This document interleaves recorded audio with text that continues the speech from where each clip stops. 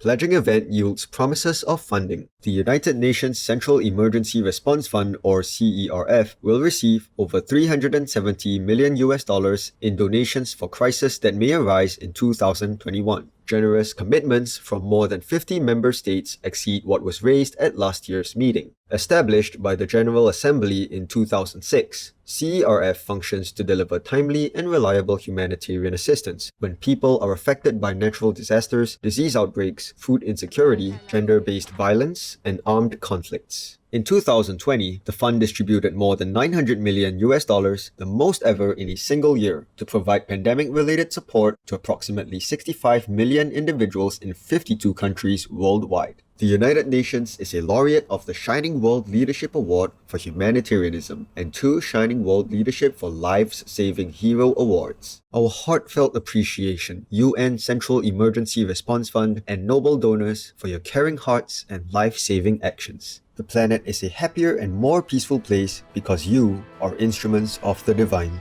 EU countries are urged to adopt stricter health precautions. The European Centre for Disease Prevention and Control, or ECDC, has issued an assessment of 3 COVID-19 virus variants that increase the transmissibility of the disease. The agency says the risk of becoming infected and passing it on to others ranges from high to very high, and tougher measures are needed to control the spread. ECDC recommends that member states ramp up testing and contact tracing, avoid non-essential travel, and accelerate vaccinations for those most at risk. These steps should ease the burden on healthcare systems and reduce the number of fatalities. The European Union is a recipient of 4 Shining World Leadership Awards for Humanitarianism, 2 Shining World Leadership Awards for Peace, and a Shining World Leadership Award for Earth Protection, as well as a laureate of 2 Shining World Leadership Awards for Humanitarianism and Shining World Leadership Awards for Compassion, Unconditional World Care, and True Caring. Many thanks, ECDC, for your careful review and strong suggestions. Your concern for everyone's well-being reminds us of God's love and motivates us to do our part to protect one another, including by adopting a healthy plant-based lifestyle. The most populous nation on Earth moves closer to limitless clean energy.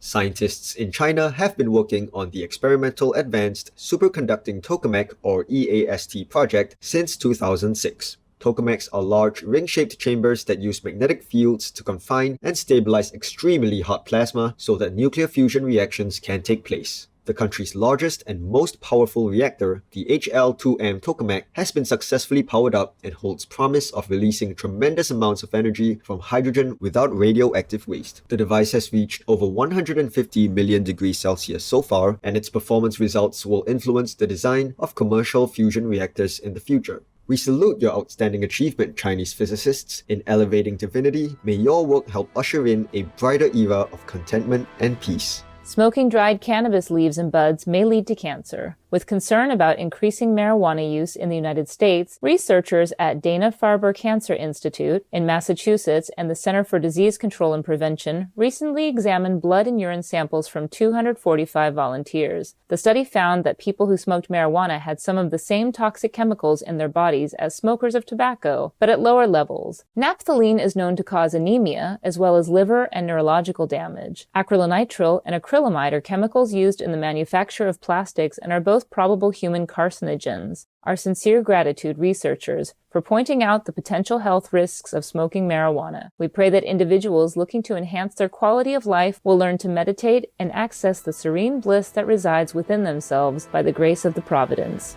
Charity benefits from young men's altruism. North Devon Hospice in southwestern England provides free support to people who have a life-limiting illness. 11-year-old Max Woozy was friends with a neighbor who was dying of cancer and receiving care from the organization. Before he passed away, the friend gave Max his tent on condition that the boy has an adventure with it. At the start of Britain's first lockdown in March 2020, the mindful boy decided to camp out in his family's backyard every night and set up a Just Giving webpage to raise money for the hospice. The deserving cause has received more than £136,000 in donations so far, and Max intends to keep going until he has completed 1 year of camping. God bless you, Max Woozy, for your kind-heartedness. When we care about others without regard for ourselves, we surely help pave the way to heaven on earth. Sydney-based startup adds vegan sausage to its offerings. In 2019, V2 Food began selling its first plant-based product, the Rebel Whopper Burger, to Hungry Jack's restaurants across Australia. The popular menu item has since been exported to other countries, and 2 new creations, V2 Burger Patties and V2 Mince, have debuted at supermarkets in South Australia and Queensland. Now V2 Food has released its V2 Sausage, which is made with soy protein and coconut oil. It has no preservatives or genetically modified organisms and provides 15 grams of protein per serving. The company says it is catering to the 49% of Australians planning to reduce their meat consumption. Well done, V2 Food, on your string of successful vegan product launches. In Celestial Oneness, we pray for the fulfillment of your mission to feed the planet in a way that takes care of the planet.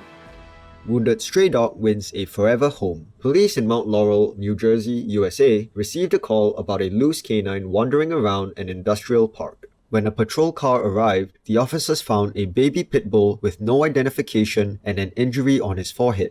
Officer Matthew O'Hanlon brought the pooch to Burlington County Animal Shelter for treatment and fell in love with him. Since no owner came forward, the policeman adopted the young one and named him Thor. He later stated, "It makes you feel good that you can help a little puppy like that go from whatever happened to him to now knowing how spoiled he's going to be for the rest of his life. Our hearts are touched, Officer O'Hanlon, by your welcoming compassion. Public servants like you are a blessing from heaven, and we are so glad that a furry angel has arrived to accompany you."